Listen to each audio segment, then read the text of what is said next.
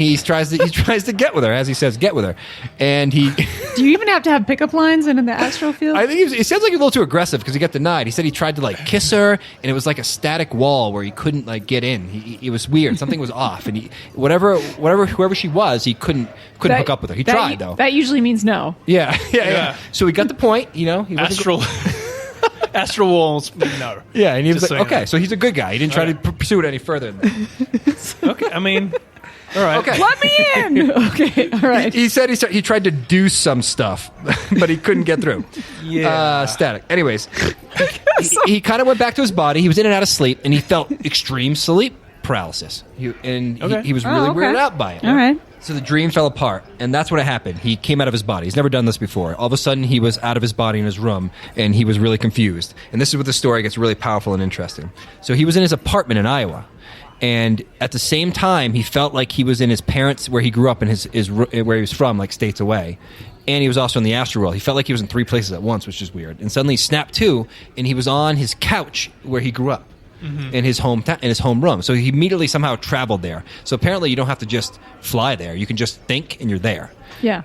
And at this point, he's like, what is happening? I'm really confused. What do I do? On the couch, he saw a shadow figure, which is a little creepy. Ooh. But it wasn't moving, it wasn't doing anything, and he didn't think anything of it. It was just kind of a weird moment. He saw that and was like, oh, that's weird. And he kind of stumbled out of that place.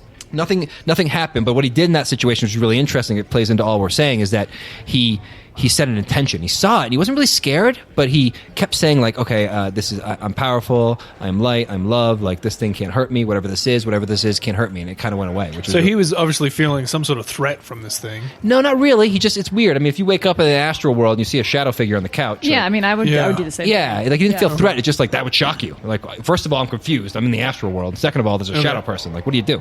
That shit is weird as fuck. Okay, this is where it gets awesome. This is so interesting, and this is what you hear from reports all the time. So he's walking around his house, and he notices that he's in the living room, and he got over the shadow thing. It went away.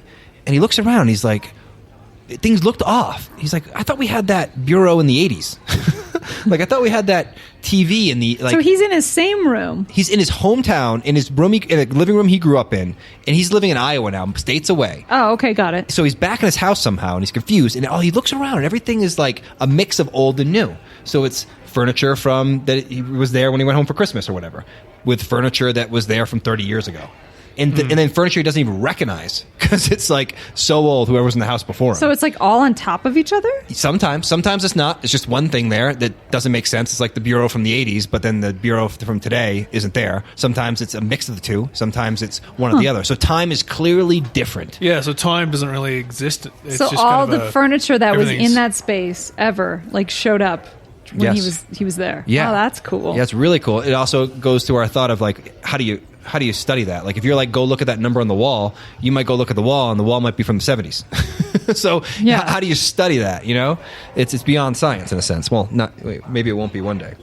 Okay, this is where it gets awesome. So he starts to walk around the house, and he has a journey of 3 mirrors. He goes to 3 different mirrors, and 3 different things happen. 3 different mirrors. So the first mirror he goes to, he looks into it, and this is really interesting because we talk about this a lot. He sees himself, and it's like he's fluctuating and swaying, and the way he described it was like so awesome. It was like he was trying to materialize, or he was trying to lower his vibration to materialize in a sense. So whatever it was which we always talk about vibrations and lowering and hiring it to be in certain different like realms. So clearly he was experiencing that. Like, am I trying to form? Like, what am I? He's not 100% there, you know. But he could clearly recognize himself, which is fascinating. Then he goes down the hall, and he could actually hear his feet walking around, which he thought was weird. It was like he could hear his footsteps as he walked. Like he was physically there. Yeah, like he was physically there. He could touch things physically, which was interesting. He could just touch it. I don't know if he touched it, like if he touched you, you'd feel it. But he could say he could touch things. So it was physical, and he was clear as day. Like the clarity was there, just like you described in your story, where it wasn't a dream. He remembers lucid dreaming earlier, and that was like more wishy-washy. But then he's like clear as day. Like, I'm in my parents' house that I grew up in. I'm in Iowa. I just moved here for school. And like, what am I experiencing? So he goes to the next mirror, which is in the hallway, and he looks in it, and he sees 5 of them. So in the DMT experience, I always talk 5 of him. 5 of him, and I'll explain what he means. So like, it's like he sees himself front, and then on the side of him, he sees 2 other versions of him and 2 other versions of him, and it's all different ages. Wow. So he sees himself through like all the different ages. Oh yeah, I've heard that before. Yeah, which is fascinating. Like seeing your own timeline. Right, exactly. Yeah. I don't know if this correlates, but I remember in the DMT experience, it's commonly associated that when people look at people, they see like 5 of them, which is interesting. Like you see like split heads. I don't know. I don't know if that's related, but it's interesting. So that kind of freaked him out a little bit, and he moved away from it. And you know what? It didn't freak him out. He was like, "Whoa, that's weird." So he moved on to the third mirror. He went to the bathroom, and nothing different happened in that room. He just kept yelling out, like, "Can someone explain this to me? Can someone explain this to me?" And no one really answered. So this whole story ends with he goes into his old bedroom, but his sister lives in now, and the same thing happened to him, where like half the room was like when he lived there, and half the room was like present day. And it was all very confusing for him. And then after that, he suddenly started to wake up, and he snapped out of it, and boom, he was back in his body, back in Iowa. And he shot awake, and he was like, what the fuck just happened? Wow. So I just love this story because it says multiple things. One, it shows that it's really hard to study because apparently in this realm, time is not the same. And you can't tell someone to go look at something because who knows when it is. Just like remote viewing, that we found out through our remote viewing studies that sometimes when they remote view, you don't know what time frame you're looking at. You might look at something, like it's common in remote viewing to look at something and then it comes back and the information seems wrong. Yeah. And then like 20 years later, that information is correct. Or they look back in the past and they go, wait, but 20 years ago what you said is correct. Right. So it's really bizarre. I thought that was interesting. And it also goes into a little bit of the danger of it. Like you wake up, there was a shadow figure there right away. Right. He was scared, but he kept his calm. It kind of just was a good story that encompassed like everything we talked about, and the astral sex a little bit in the beginning. It wasn't astral; he was lucid dreaming, so maybe that was not actually astral world yet. He just had a dream of a woman he couldn't kiss. But then again, that somehow sparked him into it, which is really fascinating. Right. Yeah. I'm not sure. Anyways, I just thought this guy was awesome. Because the thing with lucid dreaming is that you are in control a little bit, right? Like you're in control of your dream. That's the thing. That's what lucid dreaming is. Like you're in it, but you're in control of it. You're you can create whatever you want. You can create whatever you want. And he couldn't. And then it's like he came back in his body, but he was still in this state where he could access the astral world, which is cool. Yeah, it's super cool. Yeah. I need this experience, especially after hearing your story and that. Like, I've tried this before, and I've honestly had a couple weird moments in my life. I would never go on a podcast and say I astral projected, but I can't. Oh, okay, so thank you. No, I didn't mean it that way. I just mean I don't have enough evidence. Those people are like goddamn weirdos. Yeah, those fucking. Oh, hi, Melissa. You're still here. No, I meant it more like it wasn't big enough for me to like say that happened to me. I've had some UFO experiences and weird shit that I've described in this podcast before. Where I'm like, fucking weird cult shit happened to me. Yeah. This is something I really want to do, and I've had sleep paralysis before, and at one point I did have a moment where I felt like I was out of my body. And then I just got terrified, and like it was all very confusing. So anyways, this is one of the things this year I made a proclamation to experience more paranormal stuff. And again, the secret to all of it, like you were telling in your story, is it seems like meditation, consciousness, and changing your brainwave frequencies is the key to almost anything weird. Mm-hmm. From astral projection to contact with aliens to ghosts to whatever you want. To remote viewing. Remote viewing. Yeah. It's all in the meditative state. The secret is meditation. Mm-hmm. But I digress. Yeah, I've only had one. I've never astral traveled that I can think of. Plenty of lucid dreams. Really? Sleep You've had control in your dreams before? You really? Yeah. Oh, okay. Well, see, that's a good to be able precursor. to do that all the time, yeah. So you can see, if you know how to do that, then if you put yourself in a meditative state, then it's just like that, except you just have more control and things are more clear. So one time, I think I came close, and this is when I was really trying to like experiment with it, like falling asleep with an intention of being somewhere, like setting a location. Picturing that location, and then that would get me into a lucid dream where I would recognize, oh, I'm in that location now, and I can do whatever I want.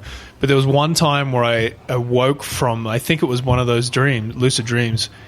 Woke up in sleep paralysis, just like this ghost story, and was trying to lift myself out of my body, and there was kind of a weird sensation of trying to stand up, but it felt like my my dream body, whatever you want to call it, astral body? Yeah. Let's say astral body. Yeah. Was like stuck with glue. It was like really stretchy glue that was like pulling me back, and I couldn't get out. Oh, that's a weird. Wow, that's and I freaky. kept moving, inching forward, and it was like, and then it snapped me back, pulled me back into my body, and then I was like, all right, I'm awake. That was the closest I got. Yeah, it might have been you should have probably relaxed, and it would have been easier instead of trying so hard. Yeah, it was like I was fighting against this like glue that was stuck to me. It's also like you're fighting against your fear too, because the first time I went out of my body was, you remember in long, like I don't know how many episodes ago we talked about being dolphinized. Yeah. Yeah. And that guy taught me how to come out of my body. Yeah, I remember that. So I learned how to come out of my body. Like he taught me how to do it, and I did. But then I freaked out and I went back really quick. So it's like the minute you actually have to think about it, like it's not happening, or like what about my body? You just go back. Interesting. It's like two things. Meditation and conquering fear are the key to a lot of things. Yeah. It's also the key, one of the keys to contact. You hear from CE5 people a lot is that if you let go of the fear, it happens. So it's about mastering human fear, which is really interesting. So, Interesting. Well, I think that astral travel, just in general, if you've never heard of it, and this is the first time you're hearing about it, I know we had a lot of jokes during this thing, but there's just so many facets of it. I think that obviously great sages from a long time ago used it to help their village, or to see the future, or to understand how the cosmos work, or time and space.